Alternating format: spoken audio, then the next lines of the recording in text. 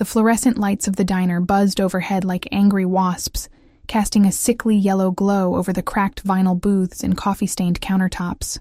My feet ached, a dull, persistent throb that radiated from my heels up through my calves. 6 hours into my shift, and the smell of burnt coffee and grease had seeped so deeply into my uniform that I wondered if I'd ever wash it out. I was nobody here, just another waitress in a stained apron, refilling cups and clearing plates while the world moved around me like I was furniture. Invisible. Disposable. "Emma, table 7 needs a check," called Marco from behind the counter, his voice barely cutting through the din of clattering dishes and muted conversations. I nodded, pushing a strand of dark hair behind my ear. My reflection in the diner's grimy window showed exactly what I'd become at 23. Exhausted, pale, with shadows under my eyes that no amount of concealer could hide. Working 2 jobs to keep my head above water meant sleep was a luxury I couldn't afford.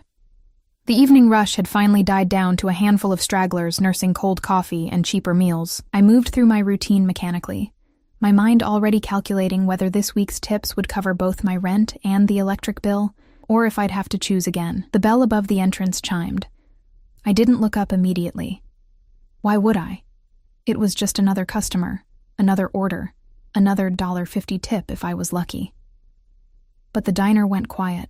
It wasn't a complete silence. The coffee machine still hissed, the kitchen still clanged, but something shifted in the air. A tension that made my skin prickle with awareness. I glanced up from the check I was writing, and my pen froze mid-stroke. 3 men had entered. No, not just men.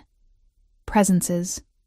The 2 flanking the door were built like concrete blocks poured into expensive suits, their eyes scanning the room with the cold efficiency of security cameras.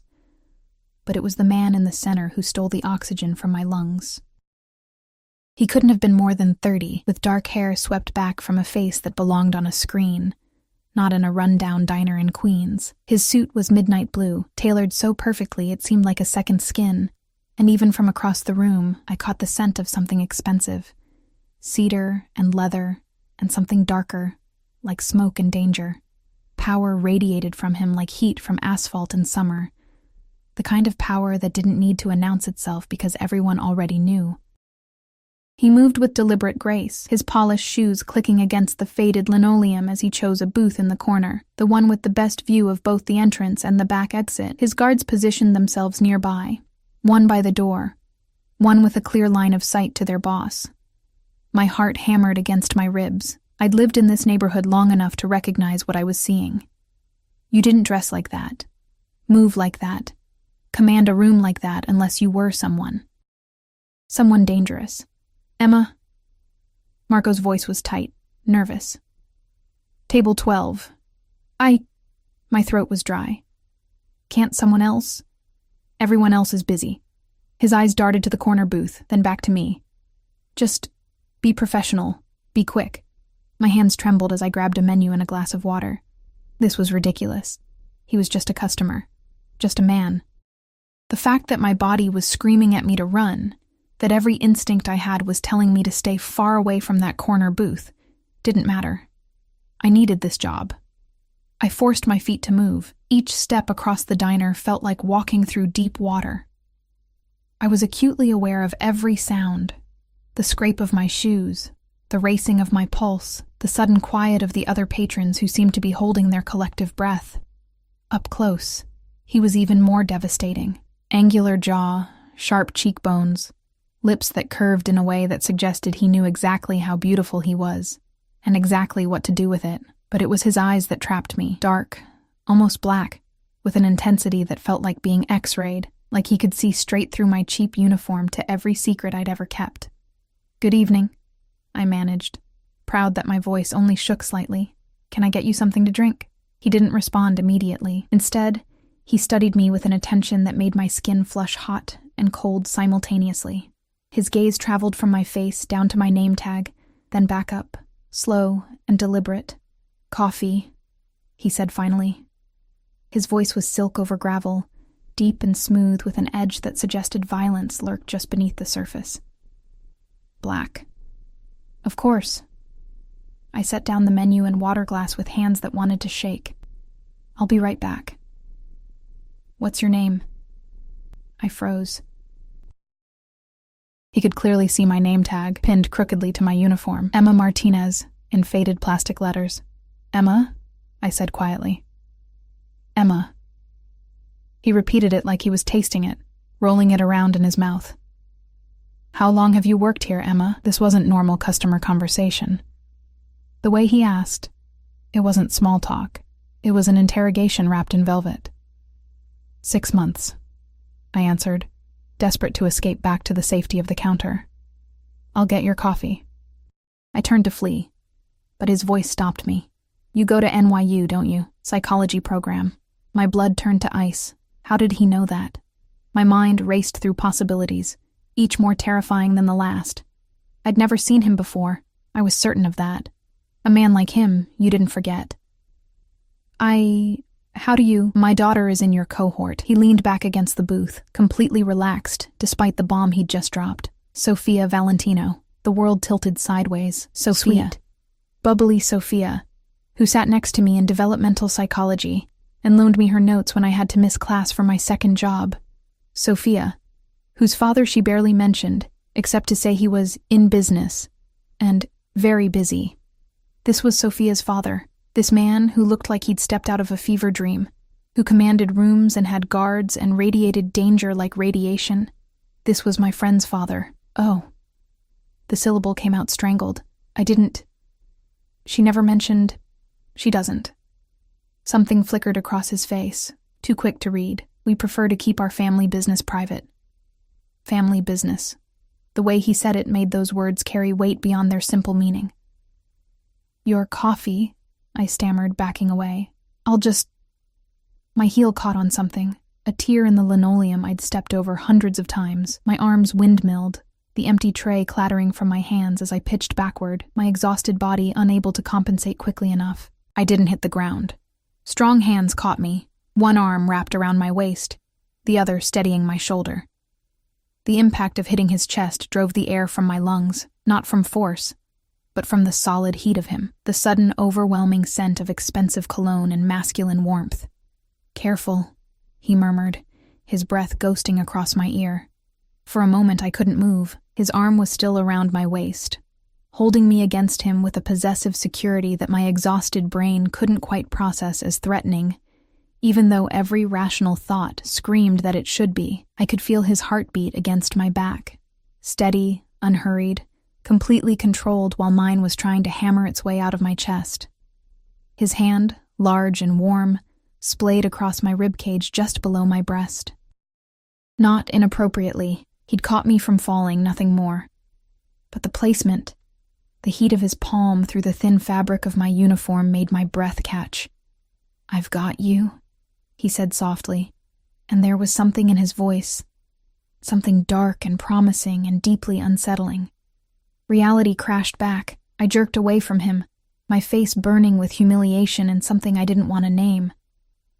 He released me immediately, but not before I felt the slight reluctance in how his fingers trailed across my waist.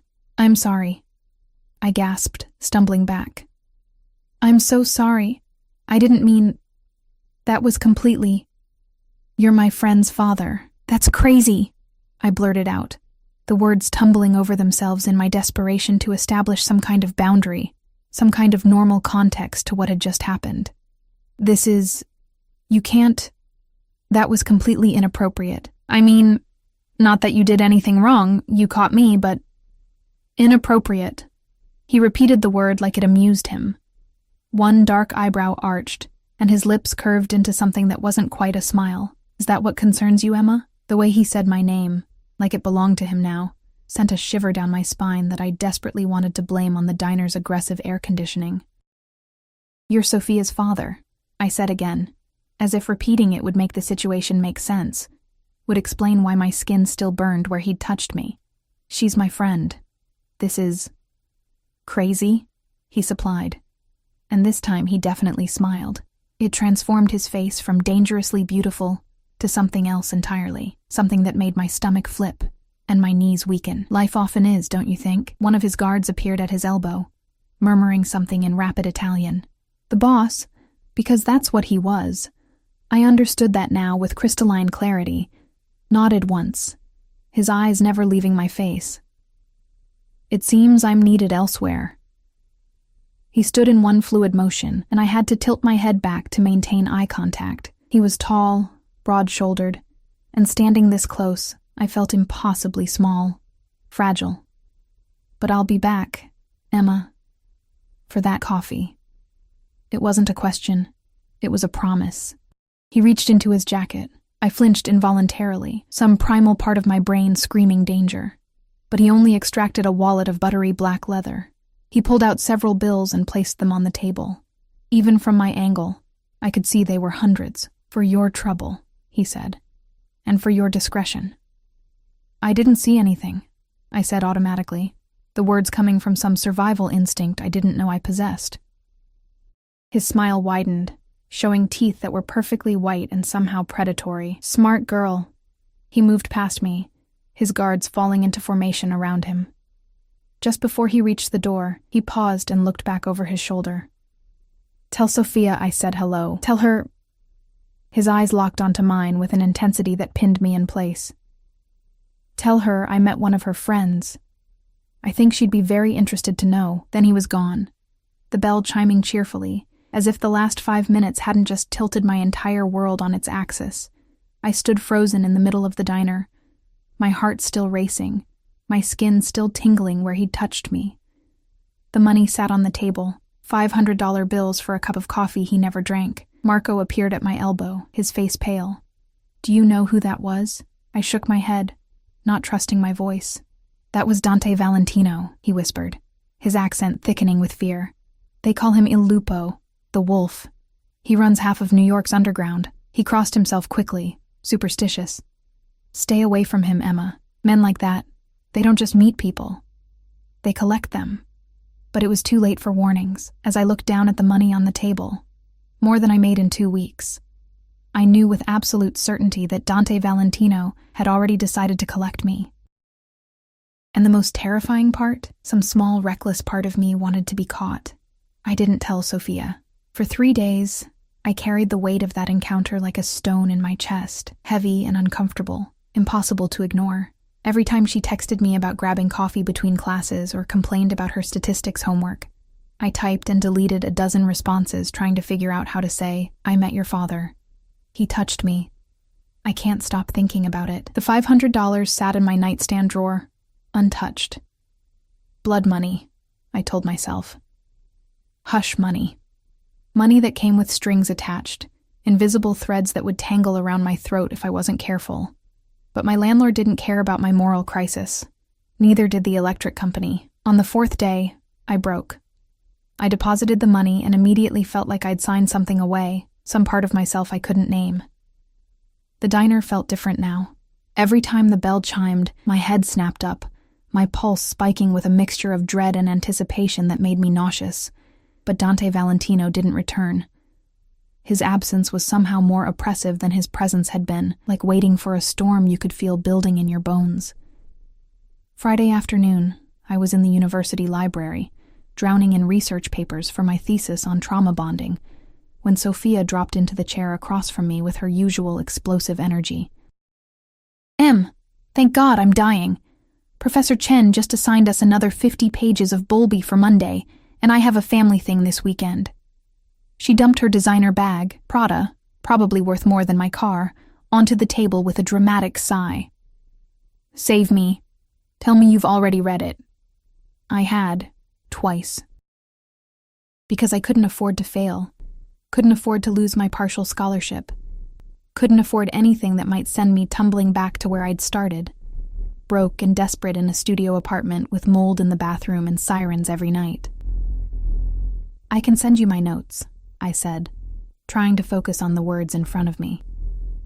They swam meaninglessly across the page. You're literally the best. Sophia propped her chin in her hand, studying me with those dark eyes that suddenly seemed far too familiar. Had they always been that shade, that intensity? You look exhausted, though. Are you okay? Double shift yesterday, I lied. The truth was I hadn't slept properly since Tuesday. Every time I closed my eyes, I felt phantom hands on my waist, heard that voice like silk and gravel saying my name. You work too hard. Sophia's expression shifted to concern, genuine and sweet. She was a good person, I reminded myself. A good friend. Whatever her father was, whatever darkness he lived in, it hadn't touched her. Why don't you come to dinner at my place on Sunday? My dad's actually going to be there for once, and I know he'd love to meet my friends. My pen clattered from my fingers. Your dad? The words came out strangled. I know, shocking, right? He's literally never home. She rolled her eyes affectionately. But he's been asking about school lately, wanting to know about my friends and classes. It's actually kind of sweet. He's trying. He's been asking about school, about her friends, about me. I don't think... I started, but Sophia was already pulling out her phone. Please? It'll be fun, I promise. Our chef makes this incredible osso buco, and the house is ridiculous. You can swim, we can study by the pool, and you can finally meet the mysterious Valentino patriarch. She grinned. Who knows? Maybe you can help me figure him out. You're the psychology major. There were so many reasons to say no. Every survival instinct I possessed was screaming at me to decline, to keep my distance, to pretend that night at the diner had never happened. But Sophia was looking at me with such hopeful enthusiasm, and some reckless part of me, the same part that had felt disappointed every time the diner door opened and it wasn't him, wanted to say yes. Okay, I heard myself say. Sunday. Sophia's house wasn't a house, it was an estate. The Uber dropped me at iron gates that looked like they belonged to a fortress, complete with security cameras and an intercom system. When I gave my name, my voice shaking slightly, the gates swung open silently, revealing a driveway lined with manicured hedges and old-growth trees. The main house rose ahead like something from a film. White stone, tall windows, pillars that spoke of old money and older power. My sundress, the nicest thing I owned, suddenly felt painfully inadequate. A man in a dark suit, not one of the guards from the diner, but cut from the same cloth, opened my car door before I could reach for the handle. Miss Martinez, he said formally, Miss Sophia is expecting you by the pool. If you'll follow me. I followed him through a side gate, my sandals clicking against slate pathways bordered by roses that probably cost more than my monthly rent. The pool area opened up before me like something from a magazine. Infinity edge, crystal clear water, expensive loungers arranged artfully around the perimeter. Sophia waved from one of the loungers, looking effortlessly beautiful in a white bikini, her dark hair piled on top of her head.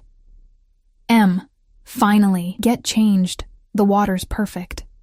I'd brought a swimsuit, a simple black one-piece I'd bought on sale 3 years ago. The cabana Sophia directed me to was nicer than my entire apartment, all gleaming tile and soft towels that probably cost more per square inch than my bedsheets. When I emerged, wrapping a towel around myself self-consciously, Sophia was texting rapidly, her face scrunched in concentration. Everything okay? I asked. Just my dad. He's running late. She set down her phone with a huff. Typical. I swear, he schedules these family dinners and then acts like they're business meetings he can just reschedule. Relief and disappointment warred in my chest. Maybe he wouldn't come at all. Maybe I could enjoy this afternoon in this beautiful space with my friend and then leave before... Sophia. The voice cut through the afternoon air like a blade through silk. I turned, and there he was. Dante Valentino stood at the edge of the pool area, backlit by the late afternoon sun in a way that made him look almost supernatural. He'd traded the midnight suit for dark slacks and a white shirt, with the sleeves rolled to his elbows, revealing forearms roped with muscle and marked with scars I hadn't seen before. His eyes found me immediately, locking onto my mostly bare skin with an intensity that made me acutely aware of every exposed inch of myself. "Daddy!" Sophia jumped up, apparently oblivious to the way the air had suddenly become too thick to breathe. "You made it. Come meet Emma. She's in my developmental psych class, remember? I told you about her." Emma, he moved forward with that same predatory grace I remembered, his gaze never leaving my face. "Yes. I believe we've met." My heart stopped. Sophia's head whipped between us, confusion clouding her features. "Wait, what? When? Your father came into the diner where I work," I said quickly, praying my voice sounded normal. Earlier this week. Small world. Super small. Sophia laughed, but there was a question in her eyes. You didn't mention it, Dad, didn't I? Dante's lips curved into something that wasn't quite a smile. He was close now. Close enough that I could smell cedar and smoke. Close enough that I had to tilt my head back to maintain eye contact. I must have forgotten. So many meetings. They all blur together. Liar. He hadn't forgotten anything. The way he was looking at me now, like I was something he'd been searching for, made it clear that every second of our encounter had been catalogued and filed away in that dangerous mind. Emma's brilliant, Sophia said proudly, completely missing the undercurrent of tension thrumming through the air. Top of our class. She's writing her thesis on trauma bonding. You know, like Stockholm Syndrome and attachment in abusive relationships. Fascinating, Dante murmured, his eyes still fixed on mine. Attachment in dangerous situations.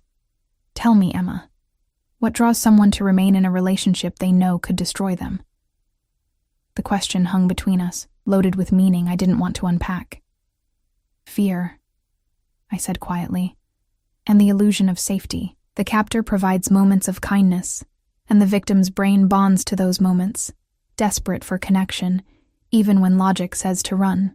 But sometimes, Dante said, taking another step closer, what looks like a cage is actually protection. Sometimes the captor is the only thing standing between the victim and real danger. That's what they all say, I countered, my academic mind engaging despite my racing heart. Every abuser believes they're protecting their victim. It doesn't make it less destructive.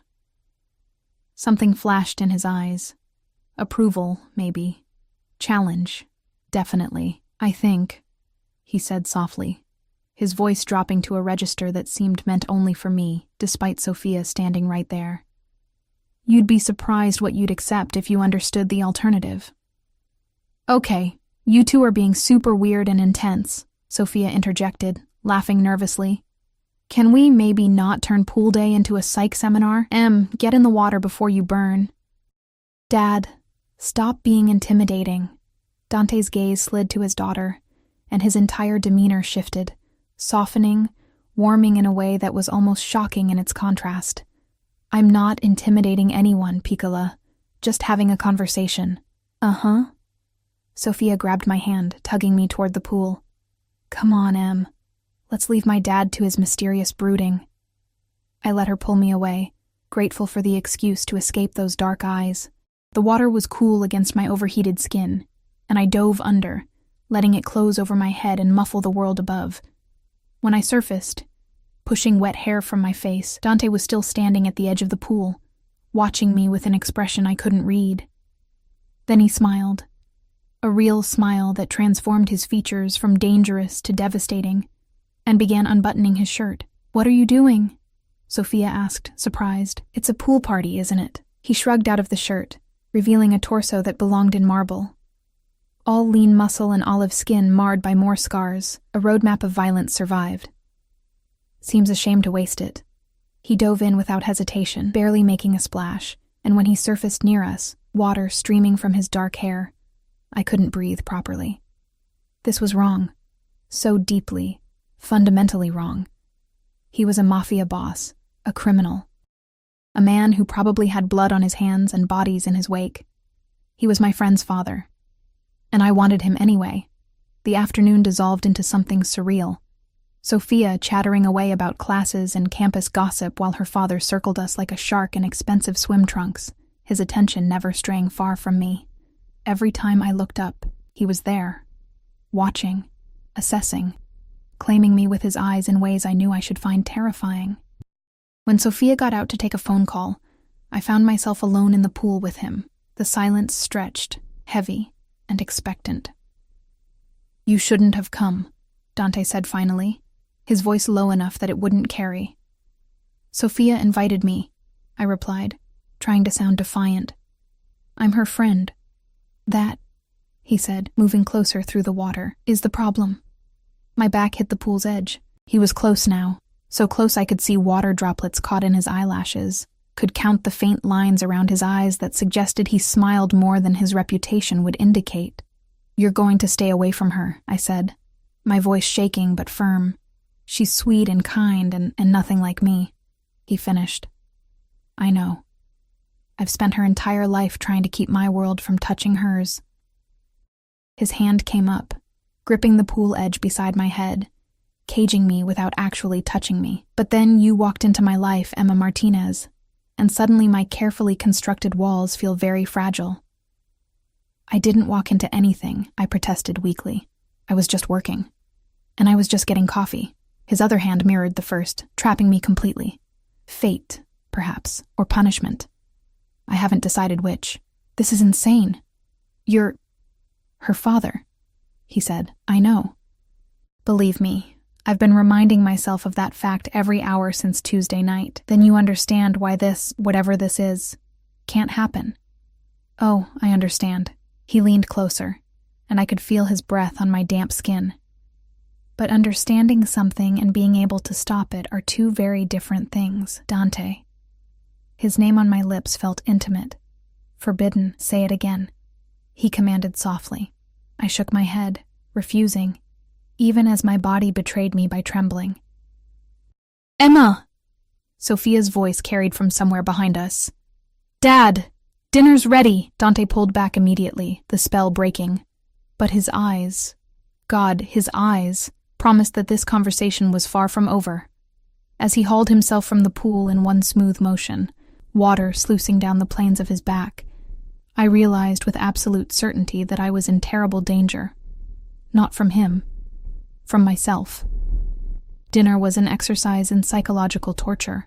The dining room was all dark wood and crystal chandeliers, a table long enough to seat 12 set intimately for 3. Sophia sat at one end, chattering happily about her upcoming exams. I sat across from her, hyper-aware of every movement, every breath. Dante sat at the head of the table, positioned so he could see both of us, so he could watch me. The food was exquisite. The promised osso buco, risotto that melted on my tongue, wine that probably cost more than my textbooks. I tasted none of it. Every bite was ash in my mouth because I could feel his gaze on me like a physical touch, heavy and possessive. So, Emma, Sophia said, twirling her fork through risotto, have you thought about what you're doing this summer? I know you mentioned maybe staying in the city for classes. I need to work, I said automatically. Can't really afford to take time off. Both jobs? Sophia's face scrunched with concern. That's brutal. You'll burn out. Some of us don't have a choice, I said, then immediately regretted the bitterness in my tone. Sorry. I just mean, don't apologize. Dante's voice cut through my stumbling. You work hard. That's admirable. His fingers wrapped around his wine glass, and I found myself mesmerized by the movement. Long fingers, strong hands, a signet ring on his right hand that caught the light. What's your other job besides the diner? I tutor, I said quietly. High school kids, mostly. SAT prep, essay writing. She's amazing at it, Sophia added enthusiastically. One of her students got into Columbia early decision. Impressive. Dante took a sip of wine, his eyes never leaving my face. You clearly have a gift for understanding people. Reading them. It's just psychology, I deflected. No. He set down his glass with deliberate care. It's more than that. Psychology is academic. What you have, the ability to see into people, to understand what drives them, that's instinct. That's dangerous.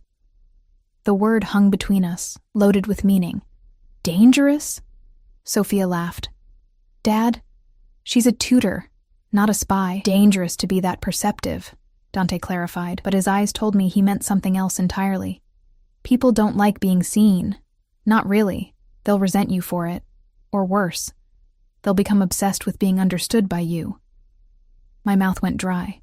We weren't talking about tutoring anymore. I think people want to be seen, I said softly, holding his gaze even though every instinct screamed to look away. They just want to be seen by the right person.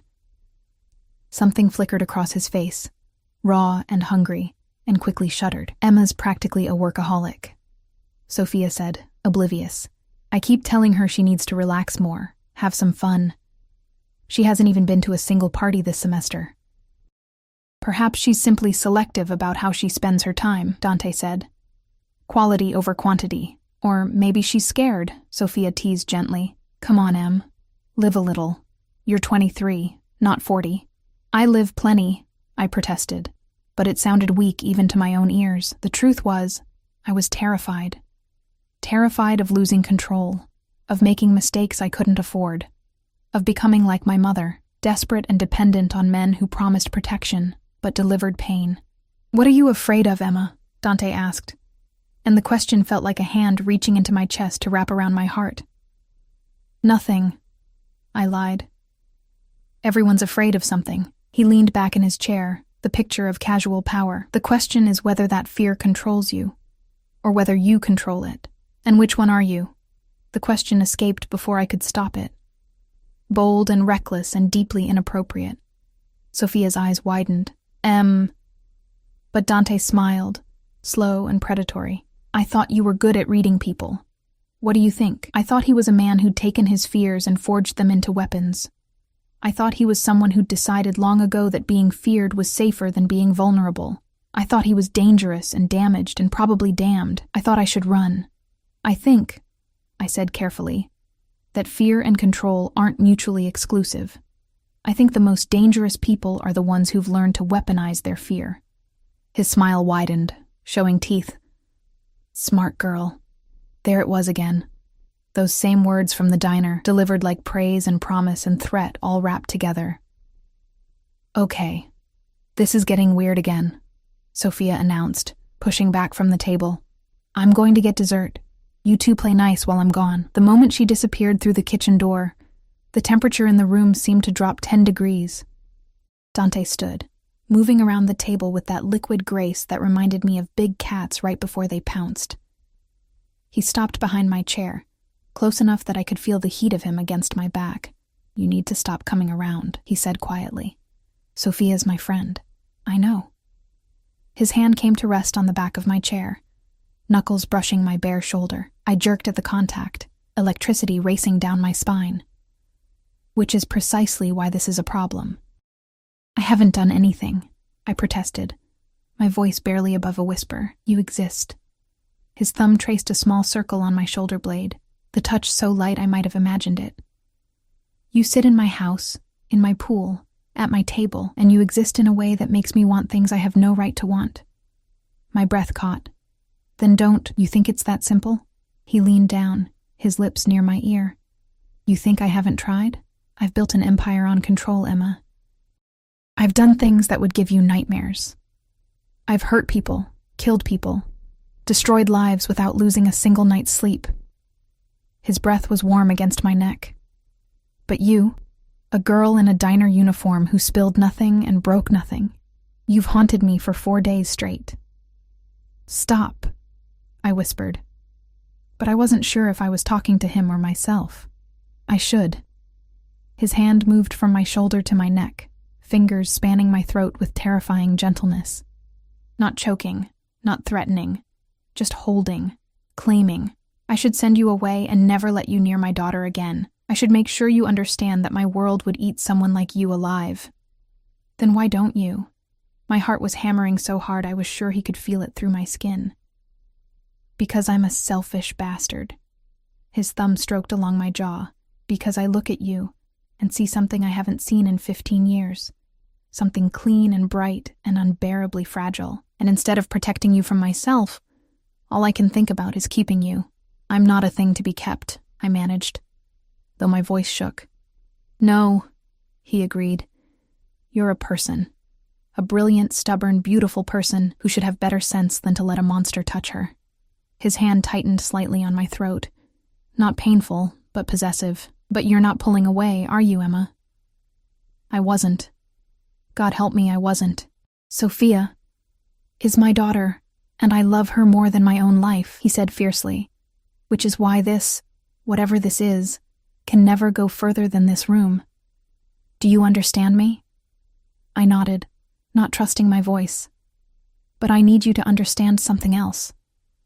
He turned my chair around with one hand, forcing me to face him. He crouched down, bringing us eye to eye, his hands on the armrests caging me in. "I don't share. I don't play games, and I don't do casual." "We're not doing anything," I said, but it sounded like the lie it was. "Not yet." His eyes searched mine with an intensity that felt like drowning. But we will. Maybe not today, maybe not this week, but eventually, you're going to stop fighting this. And when you do, when you finally admit that you feel this too, I'm going to take you. Completely. Do you understand? You're insane, I breathed. Probably. He reached up, tucking a strand of hair behind my ear with unexpected tenderness. But I'm also patient. And I always get what I want, Emma. Always. Found it. Sophia's voice echoed from the kitchen. Dante was across the room and back in his seat before I could blink, his expression smoothly neutral as his daughter emerged with tiramisu. Sorry. Our housekeeper reorganized everything, Sophia said cheerfully, setting down plates. You guys okay? You both look flushed. Just warm, I said quickly. Maybe I got too much sun. Dante said nothing, but when I risked a glance at him, he was watching me with an expression that made promises his words hadn't. I left immediately after dessert, claiming an early shift at the diner. Sophia hugged me goodbye, making me promise to come back soon. Dante shook my hand. Perfectly appropriate, perfectly normal. Except his thumb pressed against my pulse point, counting my racing heartbeat like he was memorizing it. It was a pleasure seeing you again, Emma, he said formally, but his eyes said mine. The Uber ride home was a blur. I stumbled into my tiny apartment, locked the door, and collapsed against it, my entire body shaking. This was impossible, unsustainable, insane. He was a criminal, a killer, my friend's father, and I wanted him with an intensity that terrified me more than anything he'd said. My phone buzzed. Unknown number. Unknown. You forgot your towel.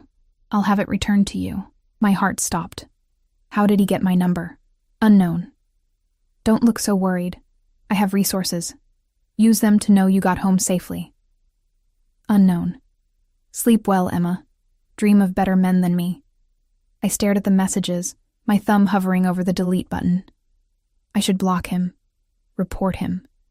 Tell Sophia everything and run as far from the Valentino family as possible. Instead, I saved his number. And late that night, when I couldn't sleep, when my skin still burned where he'd touched me, I typed out a message I would never send. I'm trying to dream of better men. But you're the only one who appears.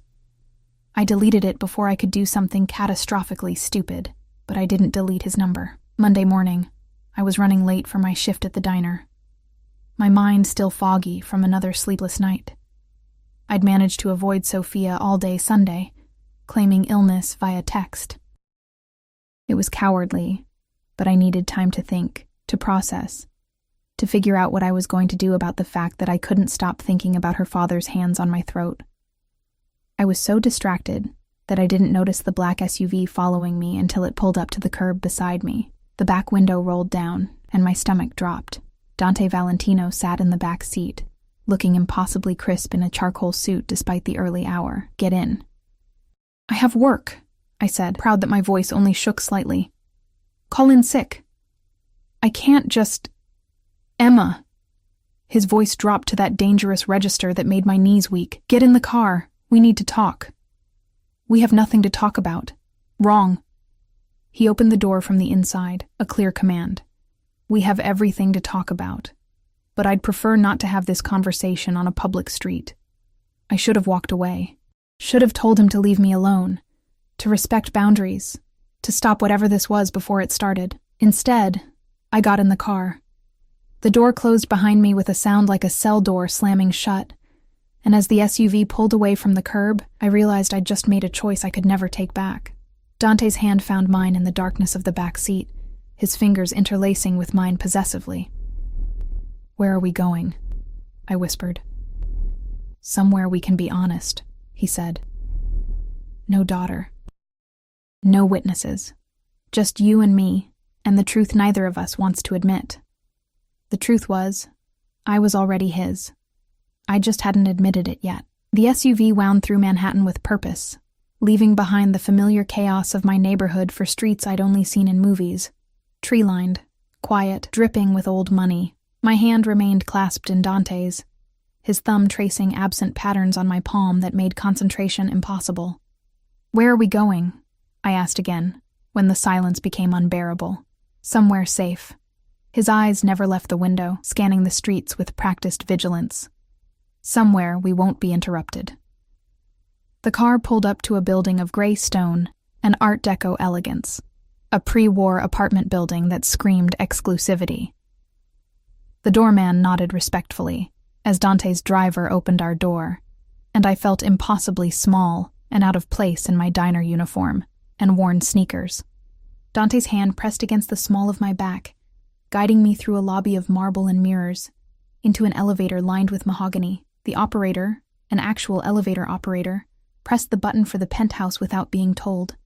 "You're not going to murder me, are you?" I tried to joke, but my voice cracked on the words. Dante's expression was unreadable. "If I wanted you dead, Emma, you'd already be gone. What I want from you is far more complicated." The elevator opened directly into an apartment that stole my breath. Floor-to-ceiling windows overlooked Central Park, the morning light spilling across hardwood floors and minimalist furniture that probably cost more than I'd earn in 5 years. Everything was cream and charcoal and clean lines, beautiful and cold, like a museum exhibit of how rich people lived. "Is this where you live?" I asked, moving to the windows because looking at the view felt safer than looking at him. "One of my properties. I use it when I need privacy." He shrugged out of his suit jacket, draping it over a chair with careless elegance. "Sophia doesn't know about this place. Neither does anyone else who matters. Except me," I said quietly. "Except you." He moved behind me, close enough that I could feel his heat. "Do you understand what that means, Emma? Bringing you here?" I shook my head, not trusting my voice. "It means I'm trusting you with something I trust no one with. Location, access, vulnerability." His reflection appeared in the glass beside mine. Darker, larger, overwhelming. "It means I'm giving you a weapon you could use to destroy me. I would never." "I know." His hand came to rest on my hip. A brand through the thin fabric of my uniform. "That's the problem. I know you wouldn't, which makes you either incredibly loyal or dangerously naive. Maybe both," I whispered. He turned me around, and suddenly we were chest to chest, his hands framing my face with a gentleness that contradicted everything I knew about him. "I brought you here to give you a choice," he said, his voice rough. "A real one. Without Sophia nearby, without witnesses or consequences you can't take back. I need you to understand what you'd be choosing." "I don't understand. I'm a bad man, Emma." His thumbs stroked my cheekbones, and I shivered. "Not complicated, not misunderstood, genuinely bad. I've killed people, not in self-defense, not in war. I've ordered executions. I've destroyed families, businesses, lives. I traffic in violence and fear, and I'm good at it." His eyes searched mine with desperate intensity. "And if you stay, if you choose this, I will consume you. I will be possessive and jealous and overprotective to the point of suffocation. I will want to own every smile, every thought, every breath. Do you understand what I'm telling you?" My heart was hammering so hard I thought it might break through my ribs. "You're trying to scare me away. I'm trying to be honest."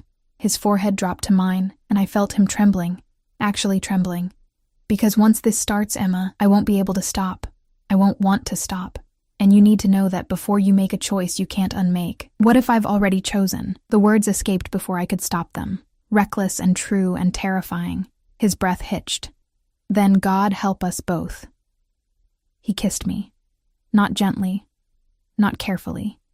He kissed me like a drowning man gasping for air, his hands tangling in my hair, his body pressing mine back against the cold glass of the window. I gasped against his mouth, and he swallowed the sound, deepening the kiss until I couldn't remember why this was wrong. Couldn't remember anything except the taste of him. Coffee and danger and dark promises. My hands found his chest, and I meant to push him away. I swear I did. But instead, my fingers curled into his shirt, pulling him closer, desperate for more contact, more heat, more of whatever this madness was that had been building between us since the moment I'd looked up and seen him in that diner. When he finally pulled back, we were both breathing hard, his pupils blown wide with desire that matched my own. "This is insane," I panted. "Yes." He kissed my jaw, my neck, the hollow of my throat. Completely insane. You're my friend's father. I know. His teeth grazed my collarbone and I whimpered. Believe me, I know. She'll hate me, I said, reality crashing back. Sophia will... She can never know. He pulled back, his hands gripping my shoulders with bruising intensity. Not now. Maybe not ever. Do you understand, Emma? This... us. It stays between these walls until I can figure out how to make it work. And if you can't, his jaw clenched, then I'll deal with the consequences. But I won't lose you. Not now that I've had you. You haven't had me, I protested weakly. His smile was dark and knowing. Not yet, but I will, cara mia, soon. My phone buzzed in my pocket, shattering the moment. I fumbled for it with shaking hands. Sophia's name flashed across the screen. Sophia. Where are you? You're not at the diner and you're not answering your phone, getting worried. Guilt crashed over me like a wave. What was I doing? This beautiful, kind girl who'd been nothing but a friend to me, and I was pressed against windows kissing her father, planning secret meetings, becoming exactly the kind of person I'd always despised. I have to go, I said, my voice breaking. This is wrong, Dante. It's all wrong. Wrong doesn't mean impossible. He caught my wrist as I tried to move past him. And it doesn't change how you feel. How I feel doesn't matter, I shot back. Sophia matters. Your relationship with her matters. I'm not going to be the thing that destroys that. You think I'd let that happen? His voice hardened. You think I haven't spent every second since meeting you trying to figure out how to have both? How to keep my daughter's love, and have you too. You can't have both. The words came out too loud, too raw. That's not how this works. Eventually she'll find out, and she'll hate us both, and you'll have to choose. And we both know who you'll choose. Something flickered across his face. Pain, maybe. Recognition, definitely. You're right, he said quietly. If it came down to it, I'd choose Sophia. Every time. She's my daughter, my blood, my responsibility. The words shouldn't have hurt. I'd known it was true. But hearing him say it felt like a knife between my ribs. Then let me go, I whispered. No. His hand cupped my face, forcing me to look at him, because I'm going to find a way to have both. I didn't build everything I have by accepting limitations, Emma. I make the world bend to my will. You can't bend this. Watch me. He kissed me again. Hard and possessive, a seal on a promise I didn't fully understand. Go. Answer Sophia. Be her friend. But know that this isn't over, not by a long shot. The ride back to my neighborhood was silent, except for my racing thoughts. Dante's driver dropped me a block from the diner with instructions from his boss to ensure she arrives safely, like I was something precious, something worth protecting. I called Sophia from the sidewalk, spinning a lie about a family emergency and my phone dying. She accepted it without question because that's who she was, trusting, kind, everything her father wasn't, everything I was betraying. The next 2 weeks were torture. I avoided Sophia's calls, made excuses to skip study sessions, threw myself into work until exhaustion was my only companion. But Dante was everywhere. Not physically. He was smart enough not to show up at the diner again, but his presence haunted me anyway. Flowers arrived at my apartment with no card. Expensive ones. Peonies and garden roses that must have cost hundreds. I threw them away and found another bouquet the next day. My student loan payment was mysteriously paid in full.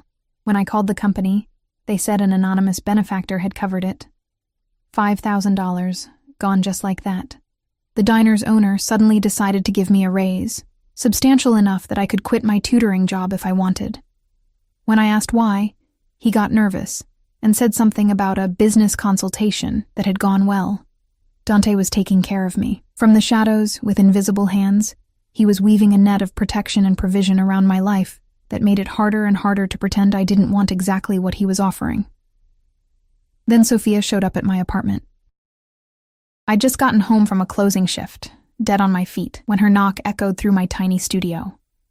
For a moment, I considered not answering, cowardly, but self-preserving. "Em, I know you're in there," she called. "Your neighbor said you just got home. Please, I just want to talk." Guilt propelled me to the door. She stood in my dingy hallway looking like a magazine ad for wealth. Designer jeans, cashmere sweater, perfect makeup, and something in her eyes made my stomach drop. "Can I come in?" she asked quietly. I stepped aside, acutely aware of how shabby my apartment must look to her, the second-hand furniture, the water-stained ceiling, the refrigerator that hummed too loudly. She sat on my threadbare couch and looked at me with an expression I couldn't quite read. "You've been avoiding me. I've been busy.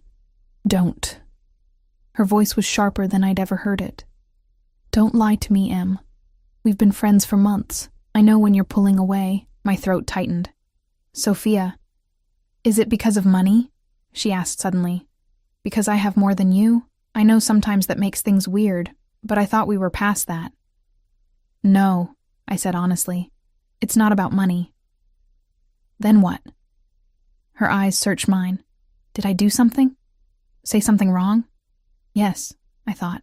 "You invited me into your life, into your home, and I repaid you by wanting your father. It's complicated," I managed. "Uncomplicate it." She leaned forward, earnest. "You're one of the few real friends I have, Emma.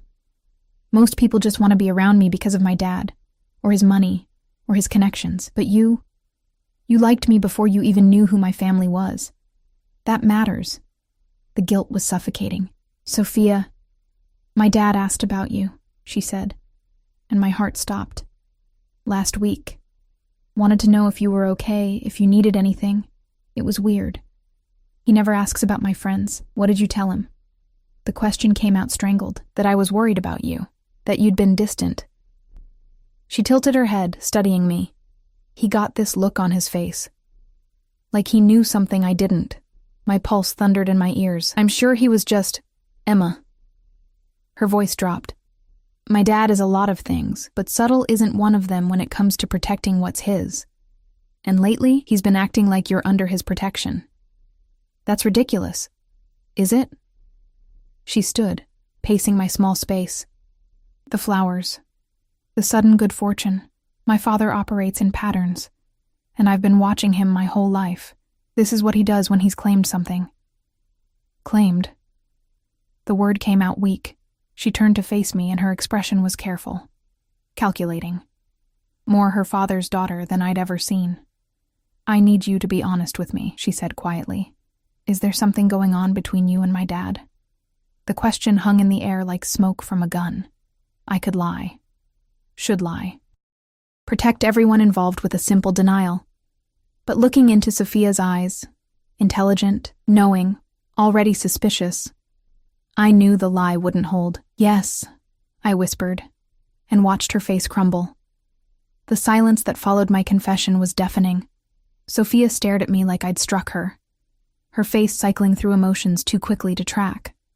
Shock, hurt, disgust, confusion. "How long?" Her voice was barely audible. 2 weeks. Not even that. I wrapped my arms around myself, feeling exposed. "Nothing's really happened, we've just what?" She laughed, bitter and harsh. "Just kissed? Just fucked? Just decided to betray me behind my back?" "It wasn't like that." "Then what was it like, Emma?" She whirled on me, and I'd never seen her like this, fury making her beautiful face sharp and cold. "Explain to me how my friend, my trusted friend, ends up with my father, a man twice your age who kills people for a living." "I know how it sounds. Do you?" She stepped closer, and I could see tears threatening at the corners of her eyes. "Do you have any idea what it's like to be me? To have everyone around you want something from you? From your family? From your father's power? I thought you were different. I thought you actually gave a shit about me." "I do."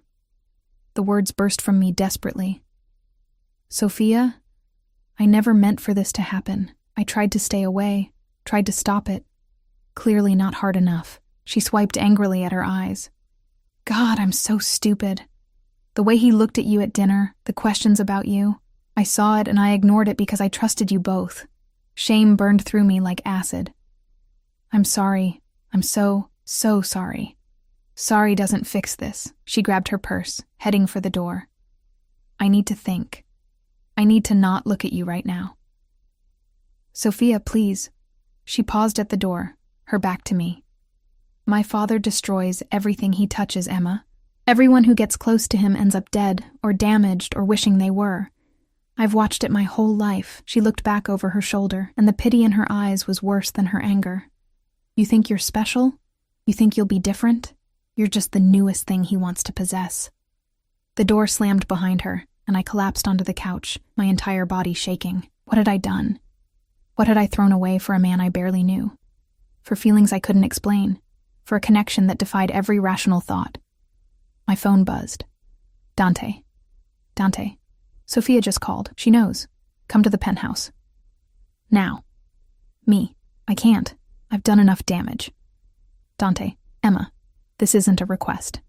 Me. I'm done. This was a mistake. All of it. 3 minutes later, someone was pounding on my door. I knew who it was before I opened it. Dante stood in my hallway looking like barely controlled violence, jaw clenched, eyes blazing, still in a suit that suggested he'd come straight from whatever criminal empire he'd been running. Move, he commanded, pushing past me into my apartment. You can't just... I can do whatever I want. He rounded on me, and I backed up instinctively. What the hell were you thinking, telling her? She asked. She knew something was going on. So you confirmed it? He ran a hand through his hair, the first crack in his composure I'd ever seen. Do you have any idea what position you've put me in? Put us both in? There is no us, I shouted, my own temper finally breaking. There never was. This whole thing is insane. You're insane if you think this could ever work. It was working until you opened your mouth. It was a lie. Tears burned my eyes. We were lying to someone we both care about, sneaking around like criminals. I am a criminal, he shot back. That's the point you keep missing, Emma. This is who I am. I don't do things the right way, the clean way, the way that makes everyone comfortable. I take what I want, and I make it work.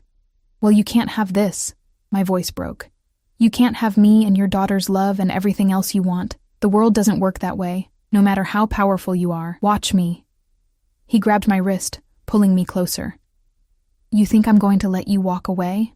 After everything? You don't have a choice.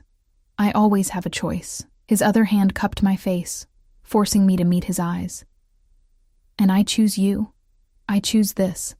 Whatever it takes. Even if it costs you, Sophia.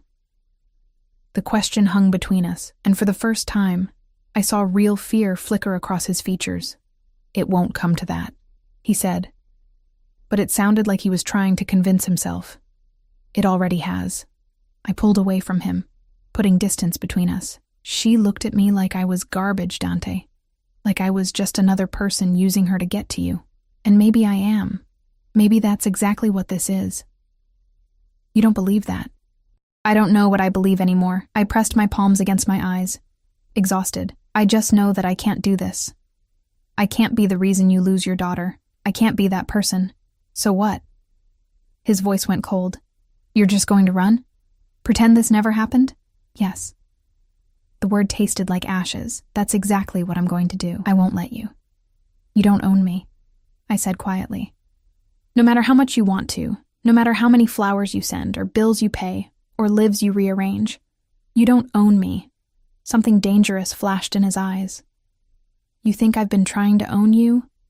Emma, if I wanted to own you, you'd already be mine. What I've been doing is courting you, showing you what I can provide, what I can give you. But you're right. I don't own you. He moved closer, predatory.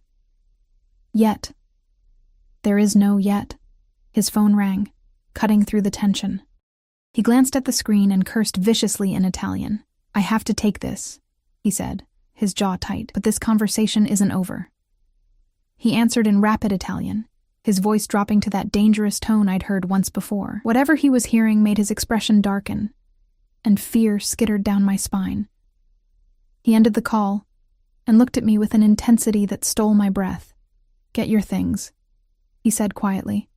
You're coming with me. What? No. Emma. He grabbed my shoulders, and genuine fear flickered in his eyes. That was my security team. Someone's been asking questions about you, taking photographs, following you. My blood turned to ice. What are you talking about? I have enemies, dangerous ones. And now that you've been seen with me, at my home, in my car, you're a target. His hands tightened on my shoulders. I need to keep you safe until I can figure out who's behind this. This is insane. This is my world. He cut me off. And you're in it now, whether you like it or not. So you can come with me willingly, or I can carry you out of here, your choice. I wanted to argue, wanted to tell him he was overreacting, that this was just another manipulation tactic. But the fear in his eyes was real, the tension in his body was real. And if someone was following me, taking pictures, for how long? I asked quietly. As long as it takes. He pulled out his phone, already texting rapid commands. Pack a bag. Clothes for a week, anything you can't live without. My hands shook as I threw things into a duffel bag. Jeans, shirts, toiletries, my laptop. This wasn't happening. This couldn't be happening. What about my jobs? I asked. I can't just disappear. Already handled. The diner's been told you had a family emergency. Your tutoring students are being reassigned. He was all business now, dangerous and efficient. Your rent for the next 3 months is paid. Nothing will fall apart while you're gone. You can't just arrange my entire life. I can, and I have. He took my bag from me, slinging it over his shoulder. Now move. My car's waiting. The SUV was indeed waiting, engine running. 2 guards flanking it with hands inside their jackets. This was real. This was actually happening. Dante bundled me into the back seat and climbed in after me, immediately on his phone issuing orders in English and Italian. The car pulled away from my building, and I watched my neighborhood, my life, disappear through the rear window. Where are we going? I asked numbly. Somewhere safe. Somewhere no one will find you. What about Sophia? His jaw clenched. She's already at the estate. Extra security. No leaving until this is resolved. She'll think I've disappeared because I'm a coward. She'll think you're safe, which is what matters. He finally pocketed his phone and turned to me, his expression softening slightly. I know you're scared. I know this isn't what you wanted, but I will keep you safe, Emma. That's a promise. Why? The question escaped before I could stop it. Why do you care this much? You barely know me. I know enough. His hand found mine, interlacing our fingers. I know you're brilliant and stubborn and kind in ways I haven't been in decades. I know you see me, really see me, and you're still here. I know that when I thought someone might hurt you, I felt something I haven't felt since Sophia was born. Genuine fear. That's not love, I whispered. That's obsession. Maybe. He raised our joined hands, pressing a kiss to my knuckles. But it's mine. You're mine. And I protect what's mine. The safe house turned out to be a compound upstate, all stone walls and security gates and guards with automatic weapons. It was beautiful in a fortress kind of way, perched on a hillside with views that would have been breathtaking if I wasn't a virtual prisoner. Dante installed me in a bedroom that was bigger than my entire apartment, with a bathroom of marble and gold that looked like something from a palace. Then he disappeared, leaving me with guards outside my door and no answers. I lasted 2 hours before I went looking for him. He was in a study lined with books and weapons in glass cases, bent over a desk covered in photographs and documents. He looked up when I entered, exhaustion carving lines around his eyes. You should be resting, he said. I should be a lot of things. I moved closer, looking at the photographs spread across his desk. My stomach dropped. They were of me, walking to work, leaving class, sitting in a coffee shop. Dozens of them, taken over weeks. Oh my God. This is why you're here. His voice was grim. Someone's been tracking you for at least a month, long before I ever walked into that diner. My mind raced. So this isn't about you? About being seen with you? I don't know yet. He stood, coming around the desk. But I'm going to find out. And when I do, the violence implicit in those words should have scared me. Instead, I felt something else. Protected. Safe. Claimed in a way that was definitely obsessive and possibly insane, but undeniably real. I'm sorry, I said quietly. About Sophia. About everything. Don't be. He pulled me against him, and I went willingly, letting myself be held for the first time since this nightmare began. This is my fault. I should have been more careful, should have protected you better. You can't control everything. Watch me try. He pressed a kiss to my hair. I'm going to fix this, Emma. All of it. The threat, Sophia. Everything. I'm going to make it so you can have your life back and still be mine. That's impossible. I don't believe in impossible. He tilted my face up, and his eyes held promises and threats in equal measure. I believe in what I want, and I want you. Safe, happy, and mine. He kissed me then, deep and claiming and absolutely certain. And despite everything, despite the insanity of this situation and the impossibility of any future together, I kissed him back. Because he was right. I was his. Had been since that first moment in the diner when his eyes met mine and the world tilted on its axis. The question was whether I'd survive being claimed by a wolf. 3 days passed in the compound, like we were the only 2 people in the world. Dante worked tirelessly, making calls and coordinating his people, hunting whoever had been following me with single-minded intensity. And when he wasn't working, he was with me, talking, touching, teaching me about his world in ways that should have terrified me, but somehow didn't. On the 4th day, Sophia showed up. I was reading on the terrace when I heard her voice echoing through the halls, demanding to see me. Dante tried to intercept her, but she pushed past him, emerging onto the terrace with fury in her eyes. You, she said, pointing at me. We need to talk. Dante moved to intervene, but I shook my head. It's okay. I owe her this. He hesitated, then nodded. I'll be inside. You need me, you call. When we were alone, Sophia sat in the chair across from me, her posture rigid. For a long moment, neither of us spoke. I've been thinking, she said finally, about you and my dad, about how furious I am, how betrayed I feel. She paused, but also about how I've never seen him look at anyone the way he looks at you. I blinked, surprised. Sophia. Let me finish. She held up a hand. My mom left when I was 5. Did you know that? She couldn't handle his world, couldn't handle what he was. Since then, it's been just us. He's been father and mother and protector and everything, and he's never let anyone close. Never. I didn't know, I said softly. He's been alone for 15 years, Emma. By choice. Because keeping people at a distance kept them safe, kept me safe. Her eyes met mine, still hurt but softer now. And then you walked into that diner, and I watched him crack open in ways I didn't think he was capable of anymore. Tears pricked my eyes. I never meant to hurt you. I know. She sighed, looking suddenly older than her 22 years. And I know my dad. When he wants something, he doesn't let go. Which means you're not going anywhere, whether I like it or not. If you can't accept this, I'll walk away, I said, meaning it. You're more important. To him or to you, she challenged. Both.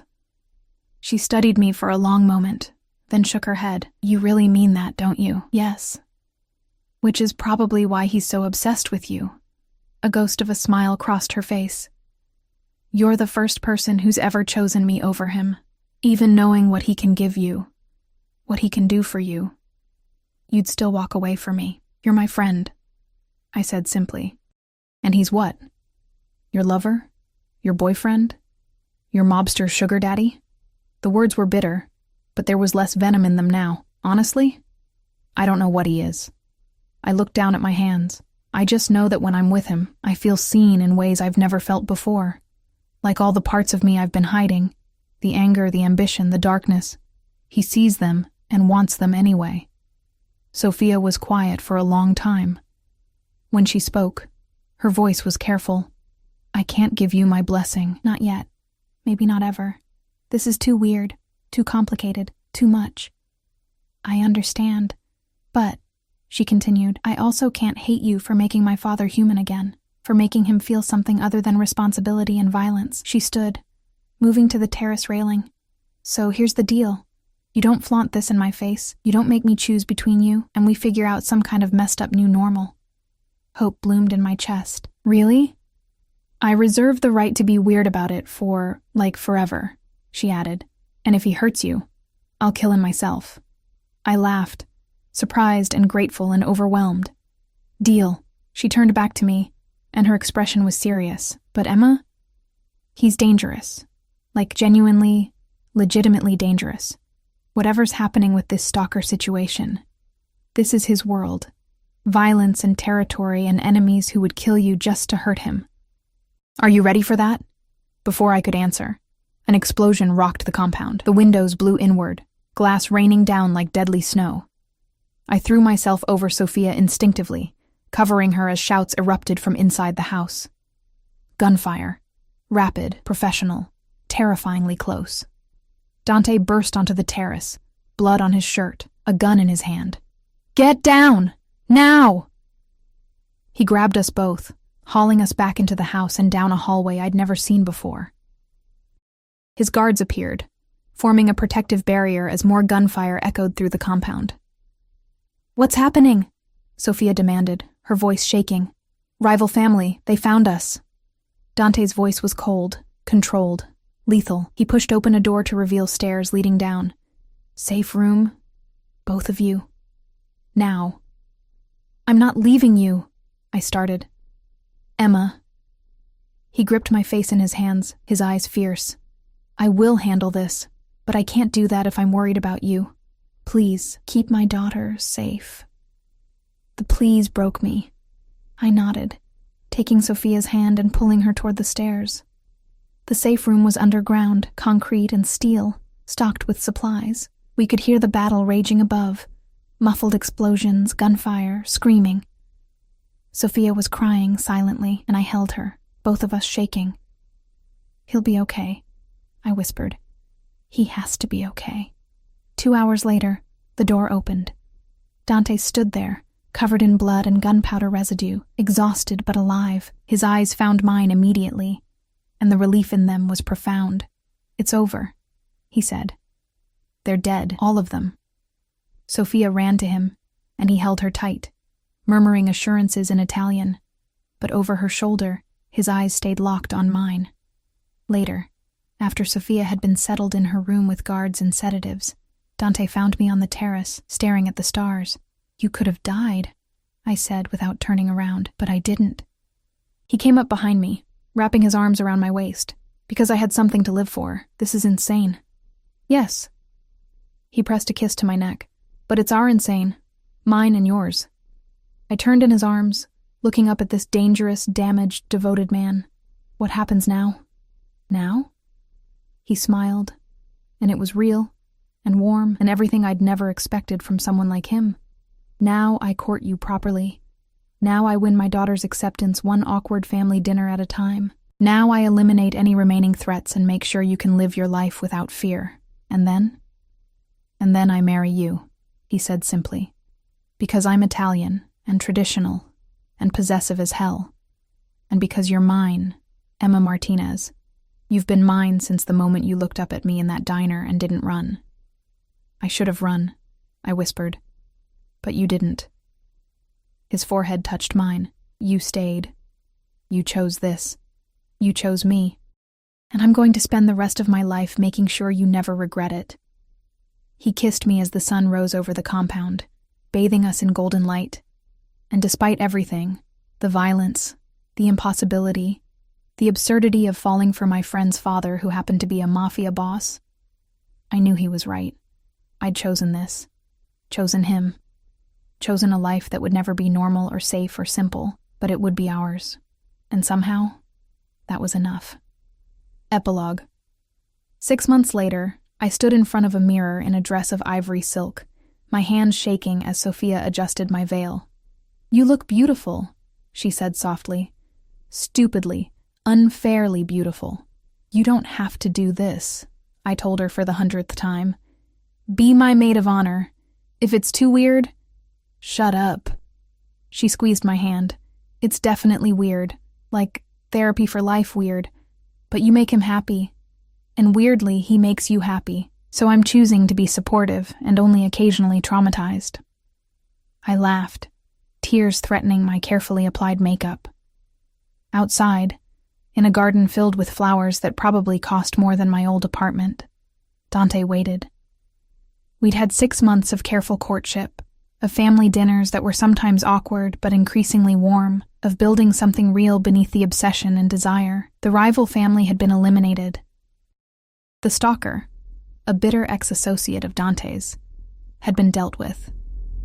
My life had been returned to me, upgraded with security and resources, but fundamentally still mine. And through it all, Dante had been patient and possessive and perfectly himself. When I walked down the aisle on Sophia's arm, because I had no father to give me away, and she'd insisted, Dante's eyes never left my face. The fierce love in them, the possessive devotion, the promise of protection and passion and partnership. "You're my friend's father. That's crazy," I'd told him once, in a diner that felt like a lifetime ago. Now, as I took his hands and promised him forever, I realized that crazy was exactly what I'd needed. Crazy enough to believe in love at first sight. Crazy enough to fight for something impossible. Crazy enough to let myself be caught by a wolf who turned out to have a heart. "I love you," he whispered as he slid the ring onto my finger. "I know," I whispered back. That's the craziest part of all. And when he kissed me, sealing vows that defied logic and probability and every rule I'd ever lived by, I knew with absolute certainty that I'd made the right choice, because some cages weren't prisons. Some were promises. And some wolves didn't devour you. They devoted themselves to you instead.